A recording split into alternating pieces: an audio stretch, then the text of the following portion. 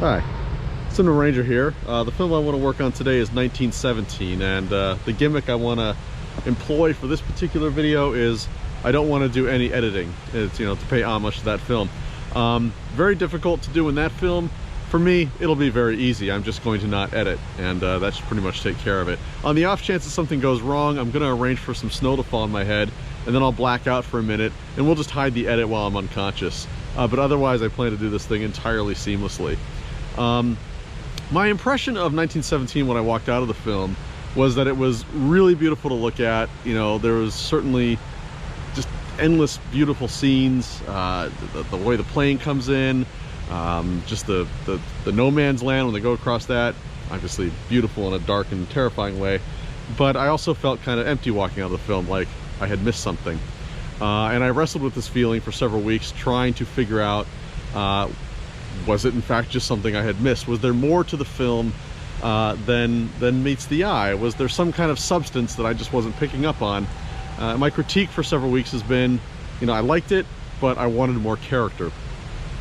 As someone who loves storytelling, I definitely think it's sort of worth looking at the different points where 1917 could have taken some time to better establish the character of Will. He ends up being the hero of the film, and we follow him. He starts off with Tom, but spoilers, Tom dies, and then it's really Will's film from here on out.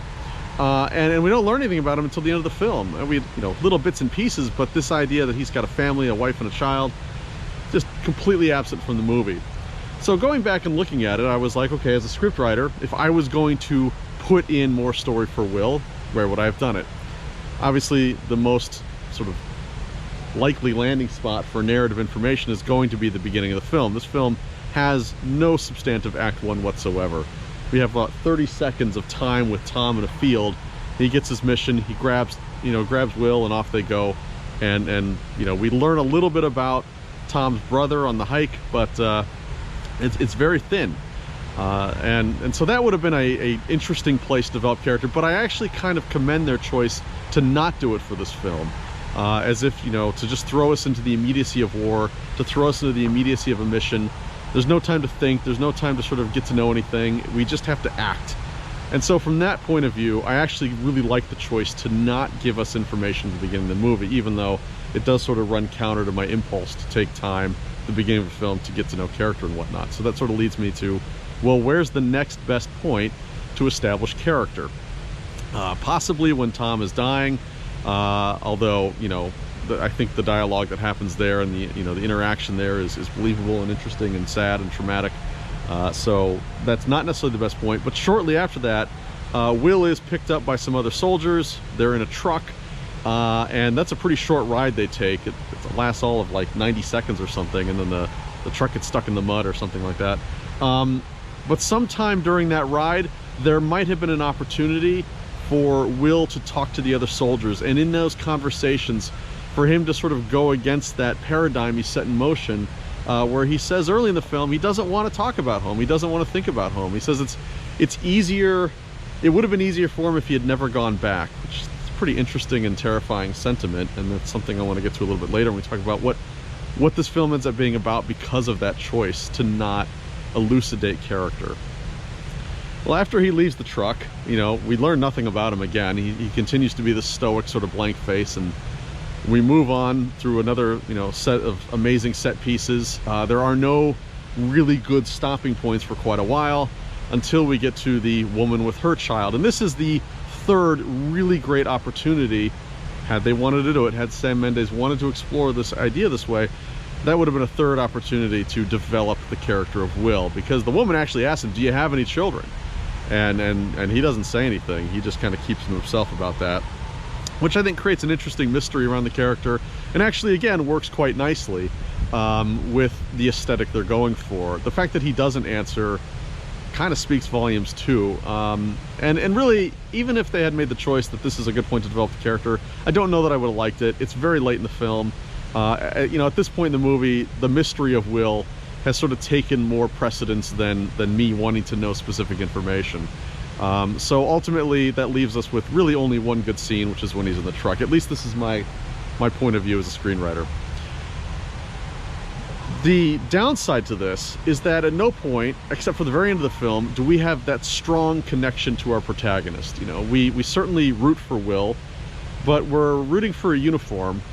And in doing that, you know, one has to wonder, am I watching a war film that in its syntax kind of celebrates the dehumanizing nature of war? I mean, the film dehumanizes Will. It gives us a little bit of Tom, but it really doesn't paint a very clear picture of any of the characters, and thus we find ourselves ultimately just hoping for the best because we've spent a little bit of time with this character. There's really no deeper connection or deeper relationship.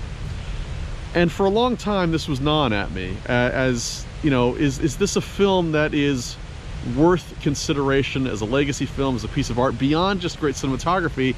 Is there anything for me to sink my teeth into? Is there any substance? Without character, there isn't much subtext, and without subtext, there's very little for a guy like me to talk about. And then I thought about that one scene that I truly loved, that scene in the night after Will has woken up, and it's dark, it's very dark, and we see those flares lighting up that wrecked village, that wrecked city, and the shells passing through. And then the light just sort of illuminates the setting for a minute, and then it gets dark again. But what's beautiful is the flare is falling, the shadows sort of warp and twist. They grow and then shrink and then grow again, and it is just a stunning piece of cinematography and film coordination. Beautiful, beautiful filmmaking. And, you know, it's one of those moments where, you know, after you've seen it, you're like, that is one of the truly inspiring visuals I've ever seen in a film, or in a war film, or really anything of that matter. And that's the moment that I think allows this film to get away with this lack of character development that it has, because in that scene we see the beauty of something fleeting, sort of a little bit of poetry here. But in that moment, the night is lit up, if it only for a moment, and we see beauty, we see this evolution, and then the light passes by and it blips out again. And that's kind of what happens to these characters. All these soldiers, they're interacting with each other for mere moments, and so in the truck, it's just like a flare passing through the night. These soldiers pass each other. The time with the woman under the ground, that's not like another flare passing through the night. These lights that pass each other and then have to part, there's a real tragedy to it, because the beauty of their connection is fleeting, inspiring, and yet absolutely at all times fading from sight. And maybe that's the point that Sam Mendes was trying to make, is that sometimes in life we only have the briefest glimpses of people. We barely get to know them at all. They pass by and then they're gone, maybe because we moved on to another setting or because they've died. And that's the true dehumanizing capacity of war, is it makes us wish we weren't home, and it only gives us the briefest of glimpses of the people that we meet and interact with.